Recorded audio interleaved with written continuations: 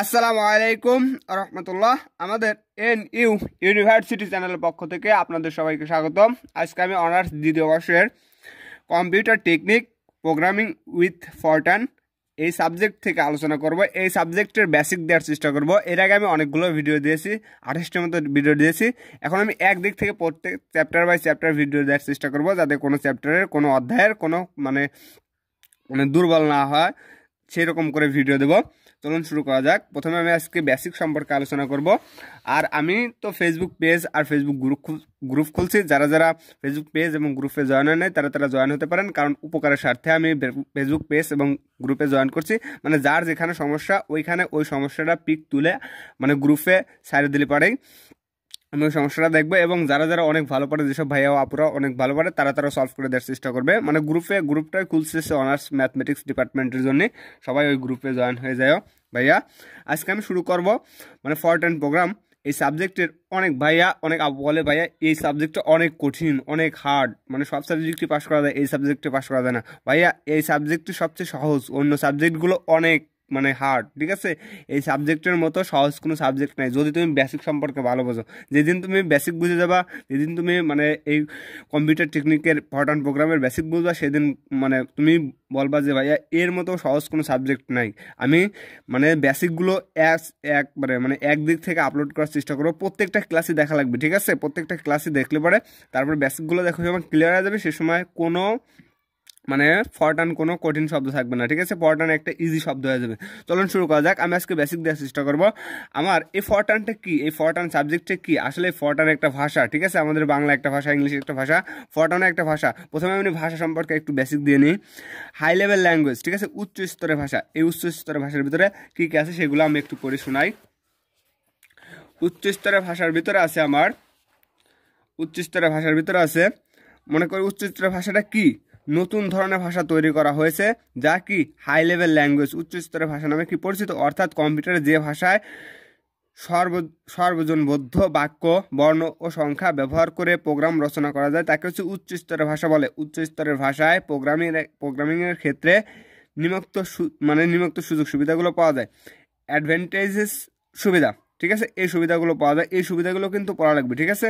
তারপরে ডিসঅ্যাডভান্টেজেস কি অসুবিধা, এই অসুবিধাগুলো কি পড়া লাগবে, যা কিন্তু মানে জাতীয় ইউনিভার্সিটিতে 18 সালে কি আসছিল, এই দুইটা প্রশ্ন কিন্তু ইম্পর্টেন্ট। ঠিক আছে, সুবিধা আর অসুবিধা। এখন আমরা দেখি উচ্চ স্তরের ভাষার প্রধান কয়টা ভাষা হলো। উচ্চ স্তরের ভাষার ভিতরে প্রধান কয়টি ভাষা হলো, একটা হচ্ছে বেসিক, আরেকটা হচ্ছে ফরটান ভাষা। ঠিক আছে, এগুলো কিন্তু ভাষা।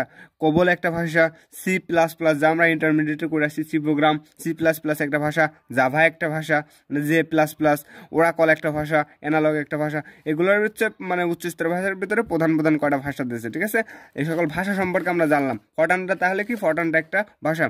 আবার নিম্ন স্তরের ভাষার ভিতরে আছে, নিম্ন স্তরের ভাষাটাও কি পড়া লাগবে। এসব তো আমি এখন পড়ে দেবো না, আমি যেগুলো পড়া লাগবে সেগুলো দাগাই দিই, আর যেগুলো পড়াটা আমি এখান থেকেই পড়ে দেবো, তাহলে ওইগুলো পড়া লাগবে। তারপরে কম্পাইলার, তারপরে ইন্টারপ্রেটার, এটাও পড়া লাগবে। যেসবগুলো মানে কম্পিউটার টেকনিক ভালো পারতে হলে যেসবগুলো পড়তে হবে সেসবগুলো আমি খালি জাস্ট একটু দেখাই দিই এবং পড়ে দিই এবং কী করে দিই যে কিসে মানে কী পড়া লাগবে আর কী পড়া লাগবে না। ঠিক আছে, মানে বেসিক, এই বেসিকগুলো যে ভালো করে পড়বে সে তার পরবর্তী চ্যাপ্টারের প্রোগ্রামগুলো সে ভালো করে কী করতে পারবে, তৈরি করতে পারবে। ঠিক আছে, অনেক ইজি হয়ে তৈরি করতে পারবে। আমরা দ্বিতীয় চ্যাপ্টার থেকে কিছু বেসিক নিই। দ্বিতীয় চ্যাপ্টারের নামই basic elements of Fortran. Basic elements কি অফ ফরটান, মানে ফরটানের কিছু বেসিক, সেই বেসিক থেকে আমি দিই।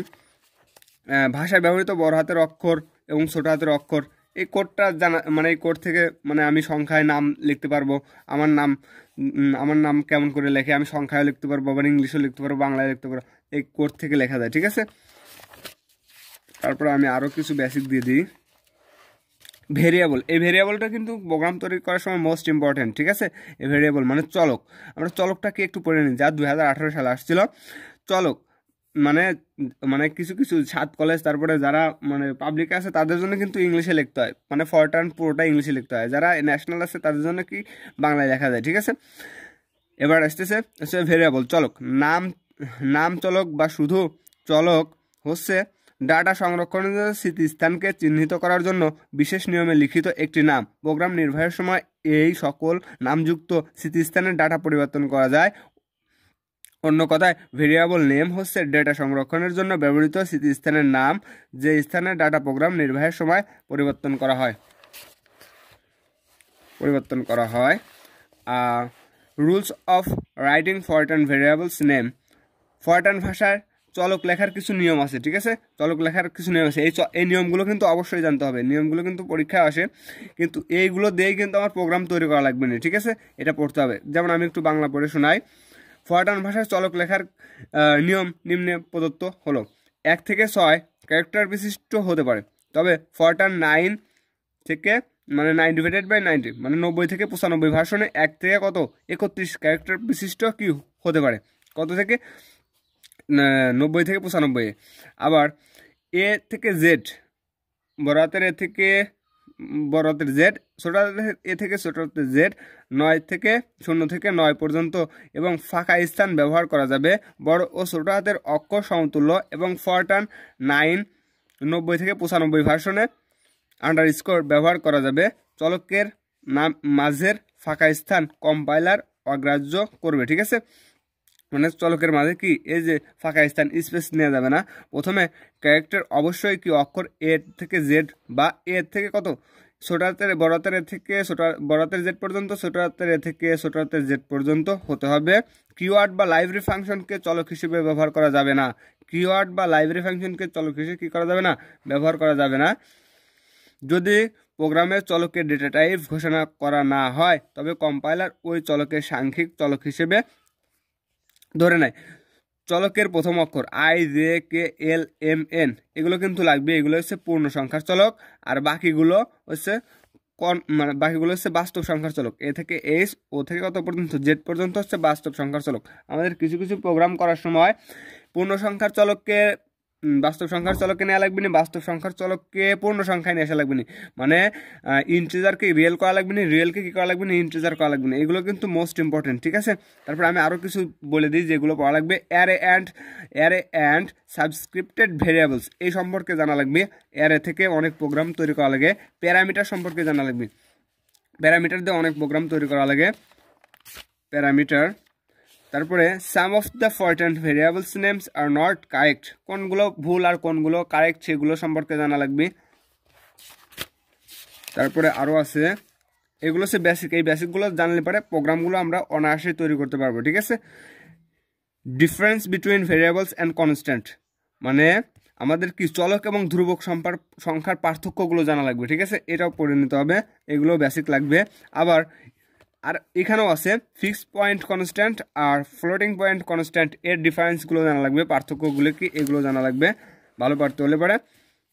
এইটা কিন্তু মোস্ট ইম্পর্টেন্ট, ঠিক আছে? এটা না ছাড়া প্রোগ্রাম তৈরি করা অসম্ভব। ফরট্রান অপারেটর, ফরট্রানের অপারেটর কোনগুলো? ফরট্রান অপারেটর 3 ধরনের। একটা হচ্ছে ম্যাথমেটিক্যাল অপারেটর, গাণিতিক অপারেটর, আরেকটা হচ্ছে রিলেশনাল অপারেটর, সম্পর্কযুক্ত অপারেটর, আরেকটা হচ্ছে লজিক্যাল অপারেটরস, ঠিক আছে? যৌক্তিক অপারেটর। এখন এই ম্যাথমেটিক্যাল অপারেটর কি, যা আমরা কি ছোটকাল থেকে শিখে আসছি, ওইগুলোকে কিসে ফরট্রানের ভাষায় নেওয়া লাগবে, ঠিক আছে? এগুলো আমরা কি বলি, ম্যাথমেটিক্যালি প্লাস বলে আসছি, কিন্তু ফরট্রানে এটারে কি বলতে হবে, অপারেশন বা মানে ফরট্রানে বলতে হবে অ্যাডিশন, ঠিক আছে? বিয়োগরে মাইনাস, ওইটারে বলতে হবে সাবস্ট্রাকশন, ঠিক আছে? আবার এটারে আমরা বলি কি অ্যাস্টারিক, এটার নেম কি অ্যাস্টারিক। আর এটা হচ্ছে আমরা ম্যাথমেটিক্যাল স্টেটমেন্ট দিয়ে আছে, আর এটা হচ্ছে কি ফরট্রান স্টেটমেন্ট দিয়ে আছে, এগুলো পড়তে হবে। তারপরে আরও আছে, এগুলো না পড়ে তারপরে তৃতীয় অধ্যায় থেকে সরাসরি একবারে পড়লেও এগুলো দিয়ে আছে, ওইগুলো পড়তে হবে, এগুলোও কিন্তু পড়তে হবে, ঠিক আছে? রিলেশনাল অপারেটর্স মানে মূল কথা mathematical operators, relational operators, logical operators, এই তিনটাও সম্পর্কে ভালো জ্ঞান থাকতে হবে। যদি ফরট্রান ভালো পারতে চাও ভাইয়া, তাহলে ওই সম্পর্কেও কি থাকতে হবে, জ্ঞান থাকতে হবে। ইনপুট স্টেটমেন্ট সম্পর্কেও ভালো জ্ঞান থাকতে হবে। ইনপুট স্টেটমেন্ট কোনগুলো? আমরা কিন্তু ইনপুট দেবো, ঠিক আছে? যে সময় প্রোগ্রাম করবো সে সময় ইনপুট দেবো। ইনপুট যেমন ইনপুটের ভিতরে আছে স্ট্রাকচার অফ রিড স্টেটমেন্ট, এটা ইনপুট স্টেটমেন্টের ভিতরে। রিডের স্ট্রাকচার কিন্তু অনেকগুলো, রিড স্টারিক কমা, এটাও একটা কি ইনপুট স্টেটমেন্ট, রিডার, এই যে সবগুলো কিন্তু গঠন। আমি প্রোগ্রাম করার সময় আমি যদি এটা দিই সবগুলো দিলে পারে রাইট, এগুলো কি ইনপুট স্টেটমেন্ট, ঠিক আছে। আউটপুট স্টেটমেন্ট সম্পর্কেও কী থাকতে হবে, ভালো ধারণা থাকতে হবে। আউটপুট স্টেটমেন্ট কোনগুলো, প্রিন্টের স্ট্রাকচার, প্রিন্ট স্ট্যাটিক কমা, প্রিন্ট 20 কমা, এগুলো কি প্রিন্টের হচ্ছে স্ট্রাকচার, ঠিক আছে। স্ট্রাকচার অফ রাইট স্টেটমেন্ট, রাইটের এইগুলো হচ্ছে স্ট্রাকচার, ঠিক আছে। রাইট এইভাবে লেখা যায়, এইভাবে লেখা যায়। প্রোগ্রাম করার সময় আমরা যেগুলো দেবো এখান থেকে যে কোনো একটা স্টেটমেন্ট আমরা দিলে পারে আমরা কি মনে করবো কি এটা হচ্ছে রাইটের স্টেটমেন্ট, ঠিক আছে। রাইটের স্টেটমেন্ট সম্পর্কে আমার ভালো জ্ঞান থাকতে হবে।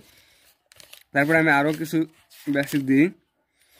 এবার এখান থেকে দিই কন্ট্রোল স্টেটমেন্ট সম্পর্কে আমার কি ভালো ধারণা থাকতে হবে। ইনপুট আউটপুট স্টেটমেন্ট সম্পর্কেও কি ভালো ধারণা থাকতে হবে। ইনপুট আউটপুট, ইনপুটের ভিতরে আমরা কি দেখালাম, ইনপুটের ভিতরে রিড দেখালাম, আর আউটপুটের ভিতরে প্রিন্ট আর কি রাইট দেখালাম। এইগুলো সম্পর্কে কি আমার অনেক ক্লিয়ার কনসেপ্ট থাকতে হবে।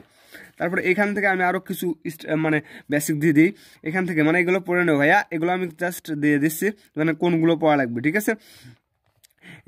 Difference between stop and int, এই স্টপ অ্যান্ড ইন্টটা কি, এর ভিতরে পার্থক্য কি, এটা কিন্তু প্রোগ্রাম করার সময় অবশ্যই ইন্ট স্টেটমেন্ট ব্যবহার করা লাগে প্রত্যেক প্রোগ্রামের শেষে, ঠিক আছে। স্টপ অ্যান্ড ইন্ট, ঠিক আছে। স্টপ না ব্যবহার করলে সম্ভবত হয়, কিন্তু ইন্ট স্টেটমেন্ট অবশ্যই ব্যবহার করতে হয়, ঠিক আছে।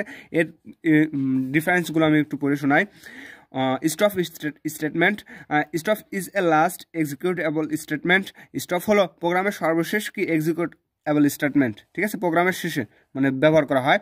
আর int is the last non execute, মানে প্রোগ্রাম দুইটা আছে, একটা এক্সিকিউটেবল স্টেটমেন্ট আছে আর একটা নন এক্সিকিউটেবল স্টেটমেন্ট আছে, ঠিক আছে। এটা ইন্ট ব্যবহার করা হয়েছে নন এক্সিকিউটেবল স্টেটমেন্টের ক্ষেত্রে। ইন্ট হলো সর্বশেষ নন এক্সিকিউটেবল স্টেটমেন্ট, ঠিক আছে। আবার কম্পাইলার, স্টপ হলো কম্পাইলারকে প্রোগ্রাম নির্বাহ বন্ধ করতে বলে। আর ইন্ট কি বলে, ইন্ট কম্পাইলারকে জানায় প্রোগ্রাম কি শেষ, ঠিক আছে। আবার স্টপ প্রোগ্রামে যে কোনো স্থানে ব্যবহার করা যায়। স্টপ কিন্তু যে কোনো স্থানে ব্যবহার করতে হয়, আমি শেষেও ব্যবহার করতাম, শেষের আগেও একটু কি ব্যবহার করতে পারবো, কিন্তু ইন্ট কিন্তু সবসময় কি প্রোগ্রামের শেষেই ব্যবহার করা লাগবে, ঠিক আছে। তারপরে আরেকটা আছে stop only use in a main program. Stop শুধু কোন প্রোগ্রামে, মেইন প্রোগ্রামে ব্যবহার করবো, ঠিক আছে। মেইন প্রোগ্রাম দুই প্রকার আছে, একটা আছে মেইন প্রোগ্রাম আর একটা ফাংশন প্রোগ্রাম আরও অনেক প্রকার আছে। Stop only use in a main program, stop শুধুমাত্র মেইন প্রোগ্রামে ব্যবহার করা যায়। আর ইন্ট হচ্ছে সব প্রোগ্রামে সম্ভবত ব্যবহার করা হয়। Sub program, int main program অথবা সাব প্রোগ্রাম এর শেষেও কী করা হয়, অবশ্যই ব্যবহার করতে হয়। তারপরে আরও দেখি কী আছে, আজকে খালি শুধু বেসিকগুলো দিয়ে দেয়, তারপরে দিন আমি ম্যাথ সলভ করা শুরু করবো। ম্যাথ মানে প্রোগ্রাম সলভ করা শুরু করবো, ঠিক আছে। এই যে অপারেটরগুলো জানা লাগবে, ইন লজিক্যাল অপারেটর আর ইন ফরটার্ন, এগুলোর কিসের মাধ্যমে, ফরটার্নের মাধ্যমে নেওয়া লাগবে, ঠিক আছে। এগুলো যদি থাকে আমার এইগুলো কিসের মাধ্যমে নেওয়া লাগবে, ফরটার্নের ভাষা নিয়ে তারপরে প্রোগ্রামগুলো কী করা লাগবে, তৈরি করা লাগবে। তারপরে 3 নম্বর চ্যাপ্টার থেকে আমাদের অনেক কিছু বেসিক জানার আছে। এই 1, 2, 3 এই বেসিকগুলো জানা থাকলে পরে আমাদের ওদিক থেকে প্রোগ্রামগুলো সলভ করতে অনেক ইজি হয়ে যাবে, ঠিক আছে। কন্ট্রোল স্টেটমেন্টটা কি সেটা জানতে হবে, সেটা সম্পর্কে আমার ভালো ধারণা থাকতে হবে, ঠিক আছে। এখন আনকন্ডিশনাল গো টু স্টেটমেন্ট, এগুলো কিন্তু স্টেটমেন্ট আমাদের ডু এর স্ট্রাকচার অথবা স্টেটমেন্ট ব্যবহার করতে হবে। তারপর অনেক স্ট্রাকচার আছে, স্টেটমেন্ট আছে, সেগুলো না ছাড়া আমার প্রোগ্রাম করা সম্ভব না, সেগুলো সম্পর্কে আমার ভালো ধারণা থাকতে হবে। তারপরে এখান থেকে আছে গো 10, এই গোর মেলাগুলো স্টেটমেন্ট আছে, আমার এই স্টেটমেন্টগুলো লাগবে না প্রোগ্রাম করার সময়। তারপরে আরও আছে ইফ স্টেটমেন্টের কাজে লাগবে না, ঠিক আছে। ইফ স্টেটমেন্ট মানে শর্ত, আমাদের ট্রু না ফলস হলে পরে বারবার সেইখানে ফেরত যেতে হবে, যখন ট্রু আসবে সেখানে আমরা প্রোগ্রামটা কী করে দেবো, প্রিন্ট করে দেবো। তাই ইফ স্টেটমেন্টটাও আমাদের কী করতে হবে, ভালো ধারণা থাকতে হবে ইফ স্টেটমেন্ট সম্পর্কে। লজিক্যাল ইফ স্টেটমেন্ট আছে, তারপরে ব্লক ইফ স্টেটমেন্ট আছে, এগুলো সম্পর্কেও কি ভালো ধারণা থাকতে হবে। আমি এগুলো দেখা দিচ্ছি, আজকে পড়ে ফেলা দেবো, তারপরের দিন করতে ভাইয়া আর আমি কিন্তু তারপরের দিন করতে প্রোগ্রাম সলভ করা শুরু করব। এটা হচ্ছে দেশে মানে কি কি ব্যবহার করছি সে এটা প্রোগ্রাম একটা উদাহরণ মানে সলভ করে দিয়েছে, যা 2018 সালে আসছিল। এটা সেরকম একটা এক্সাম্পল দিয়ে দিয়েছে, ঠিক আছে। এটা থাকলো, এটাও মানে দেখার জন্য থাকলো। তারপরে এখান থেকে আছে ডু কন্টিনিউ ডু লুপ আর ডু লুপ, ঠিক আছে। এই ডু লুপ স্টেটমেন্ট সম্পর্কে আমার কি থাকতে হবে, ভালো ধারণা থাকতে হবে। দেয়ার মে বি এ কমা সম্পর্কেও ধারণা থাকতে হবে প্রোগ্রাম করতে হলে পরে। আমি কিন্তু পড়লাম না, জাস্ট একটু জায়গা দিলাম যে এইসব নাসারা, আমরা এইসব নাসারায় প্রোগ্রাম করবার যাই, পরে আমরা প্রোগ্রামগুলো কিছুই বুঝি না। আমি কিন্তু চ্যাপ্টার 4, এই 4 থেকে কিন্তু আমি কিন্তু অলরেডি 3টা না কয়টা ভিডিও আপলোড করছি। এই 4-এর এইগুলো কিন্তু আরও বেসিক, আরও অনেক গুরুত্বপূর্ণ বেসিক, এইগুলো কিন্তু ভালোভাবে কী করতে হবে, ধারণা থাকতে হবে। এটা হচ্ছে ফর্টান এক্সপ্রেশন, এই এক্সপ্রেশন না ছাড়া আমার তো প্রোগ্রাম করা পসিবল, মানে ইম্পসিবল, প্রোগ্রাম করা কি সম্ভবই না। মানে এইগুলো হচ্ছে ম্যাথমেটিক্যাল স্টেটমেন্টগুলো দেওয়া আছে, এটা কি এইগুলো দেওয়া থাকবে না আমার পরীক্ষায়, এইগুলো আকারে প্রোগ্রামগুলো দেওয়া থাকবে না আমার, এইগুলো আকারে মানে কী করতে হবে, ইনফর্টান ভাষায় প্রকাশ করে তারপর লিখতে হবে। যোগ, এটা আমরা কি বলি, যোগ বলে, এখানে কি যোগ, বিয়োগ থাকলে বিয়োগ, এটা গুণ রে কিসের কেমন করে নেওয়া লাগবে, স্টারিক নেওয়া লাগবে। একটা গুণ থাকলে পরে সেটা একটা স্টার থাকলে পরে স্টারিক, দুইটা থাকলে পরে সেটা পাওয়ার হিসেবে কাজ করে, ভাগ থাকলে পরে স্ল্যাশ লেখা লাগবে, ইকুয়াল মানে সমান, ওই ফর্টান প্রোগ্রামে ইকুয়াল মানে সমান, সূচকীয় পাওয়ার, এটা হচ্ছে কি ডাবল স্ট্রাইক, ঠিক আছে। আমরা পাওয়ার যে সময় দেবো সে সময় কী দেবো, স্ট্রাইক দেবো, ঠিক আছে, ডাবল স্ট্রাইক দেবো। আর রুট ওভার কিন্তু লেখা যাবে না, রুট ওভারটা কী লিখতে হবে, SQRT, তারপরে যেটা থাকবে ওর ভিতরে সেটা লিখতে হবে। তারপরে এটা হচ্ছে অ্যাবসলিউট ভ্যালু, মানে বা মডুলাস, এটারে ফর্টানের ভাষায় অ্যাবসলিউট ভ্যালু লেখা যাবে না, ঠিক আছে, এরকম টাইম দেয় ম্যাথমেটিক্যালের ভাষায় লেখা যাবে না, ওইটা ABS লেখা লাগবে, ঠিক আছে, অ্যাবসলিউট কি ভ্যালু লিখতে হবে। তারপরে e⁻x, এক্সপোনেনশিয়াল অফ এক্স, ঠিক আছে, e⁻ যাই থাকুক সেটারে EXP লিখতে হবে, তারপর যা আছে তাই লিখতে হবে। তারপরে log x or log e⁻x or ln x, এটা থাকলে পরে কী লিখতে হবে, log অর কি log x লিখতে হবে, এই দুটার একটা লিখলে পরে রাইট। তারপরে log 10 পর x, এটা লিখতে হবে কি log 10 অফ x, অথবা log কত 10 দিয়ে তারপরে x দিতে হবে। তারপরে sin x থাকলে পরে সাইনগুলোরে বড় হাতের অক্ষর দিয়ে লিখতে হবে, ঠিক আছে, sin x। cos থাকলে পরে cos রে বড় হাতের অক্ষর ক্যাপিটাল লেটার, tan থাকলে tan, sec থাকলে পরে কি sec থাকলে পরে আমরা sec থিটা সমান জানি না 1/cos থিটা, সেজন্য কম্পিউটার তো সবসময় মানে পূর্ণ সংখ্যা নেয় না, সবসময় দশমিক সংখ্যা নেওয়া লাগবে। 1/cos থিটা অভিনয় কত 1/cos থিটা, সে সময় 1 লেখা লাগবে না, 1.0, আর যেহেতু ভাগ লেখা যাবে না স্ল্যাশ দিয়ে লিখতে হবে, তাই কিন্তু 1/cos কত অফ এক্স, cos থিটা সবসময় জানি আমরা 1/sin থিটা, তাহলে যে এরকম 1/1.0 স্ল্যাশ কত sin theta, sin x, cot theta সমান 1/10, এগুলোরে কেমন করে লিখতে হবে, এগুলোরে সব ফর্টানের ভাষায় লিখতে হবে। এইগুলো কিন্তু মোস্ট ইম্পর্টেন্ট, সবচেয়ে বেশি ইম্পর্টেন্ট এইগুলো, ঠিক আছে। প্রথম বন্ধনী এটা বলা হয়েছে প্যারেনথেসিস, দ্বিতীয় বন্ধনী সব, মানে কম্পিউটার মূল কথা প্রথম দ্বিতীয় তৃতীয় বোঝে না, সব হচ্ছে প্রথম বন্ধনী দিয়ে লেখে, ঠিক আছে। আবার এখানেও কিন্তু এগুলো কিন্তু পড়ে নিতে হবে, আমি পড়লাম না কারণ ভিডিওটা অনেক বড় হয়ে যাচ্ছে, ঠিক আছে। আলফারে বানান করে লিখতে হবে, পাইরে বানান করে লিখতে হবে, পাইরে বানান করে PI, থিটা TIC, থিটারেও বানান করে লিখতে হবে, মিউরে MU দিয়ে লিখতে হবে, তারপরে এইটারে বানান করে লিখতে হবে। এগুলোরে ম্যাথমেটিক্যালের ভাষা দেওয়া আছে, কিন্তু এগুলোরে কিসের ভাষায়, ফর্টানের ভাষায় রূপান্তর করে লিখতে হবে। আর এইগুলোর উপরে তো আমি অলরেডি 3টা না 2টা ভিডিও দিয়েছি, আমি এই ভিডিওর ডিসক্রিপশনে ওই ভিডিওগুলোর লিঙ্ক দিয়ে দেবো, তারা এই ভিডিওগুলো দেখেন নাই, এগুলো কিন্তু পরীক্ষায় আসে, প্রত্যেক ইয়ারেই আসে, এগুলো কিন্তু লেখা লাগবে। আমি এইগুলোর উপরে আরেকটা ভিডিও তৈরি করে আমি এই চ্যাপ্টারটা শেষ করে দেবো, ঠিক আছে।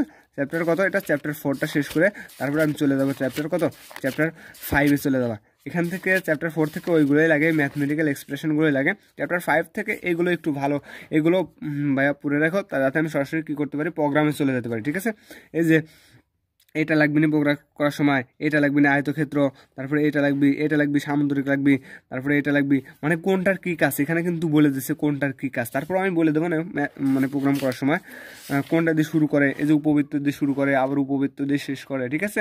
এটা হচ্ছে তীর চিহ্ন, এগুলো কিন্তু পড়ে নেওয়া লাগবে, এই আজকের ভিতরে কিন্তু পড়ে নিতে হবে, ঠিক আছে। তারপর কালকে আমি এখান থেকে অনেকগুলো ভিডিও দিয়েছি, তারপর 2-1টা আরও অনেকগুলো ম্যাথ ইম্পর্টেন্ট আছে, এই ভিডিওগুলো দিয়ে কী করবো না আমি মানে যেহেতু বেসিক্সটাকে শেখাবার চাইছি, সেই জন্য আমি বেসিকগুলো আজকে বলে দিলাম, যে এগুলো না ছাড়া, এগুলো পড়া না ছাড়া আমার প্রোগ্রামগুলো কি বোঝা সম্ভব না।